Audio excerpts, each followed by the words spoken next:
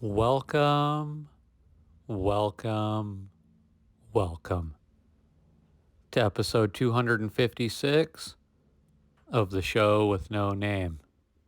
I'm your humble host, Nick, and in today's episode, we're going to be visiting the Emanuel Evangelical Cemetery out here in the middle of nowhere in Washington State. And this is a cemetery that consisted of Russian immigrants that came out here to Washington. So let's get into this. I'm going to start this episode off today talking about the Bissell family. George Jacob Bissell Jr. was born on September 16, 1896 in Russia, and he would pass away at the age of 38 on April 3, 1935 in Spokane County. His wife Mary would live to the old age of 92 and is buried elsewhere. They have a 9-month-old boy buried here named Clarence as well, and he passed away in April of 1930. They also have a 7-month-old daughter, Evelyn, buried here. She passed away in April of 1928. George's parents, Margaret and George Sr., are also buried here in this cemetery. And on January 6, 1892, George and Margaret would get married. And George Jr.'s father and Margaret had 6 children in their union, including George. They came to America in May of 1900, settling in Seattle for 3 years. And then they moved to Farmer, Washington in 1903, where she lived until her death on March 1st, 1920. She was just 51 years old.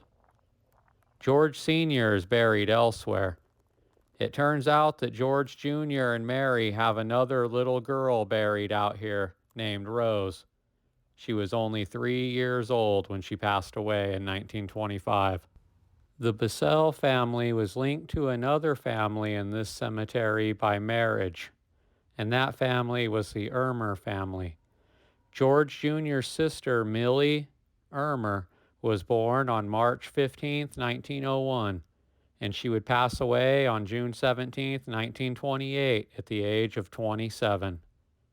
Her husband's name was Carl Ermer, and he wasn't buried in this cemetery. It turns out that Millie wasn't the first sibling to marry Carl. Millie's older sister, Rosie Ermer, was married to Carl first before she passed away on February 12, 1920, at the young age of 19.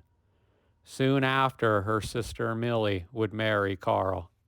There are also 2 children with the last name of Bott buried here, but their birth and death dates are unknown, and even the names of their parents are unknown, and they're buried here in unmarked graves like many are.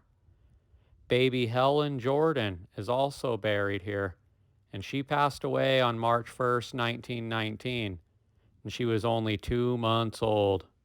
She's the only Jordan here that I know of. And then there's the Ram sisters who were buried here as well, Dorothy and Helen. They both died in 1921 of diphtheria. Helen was only 7 and Dorothy was just 3 years old.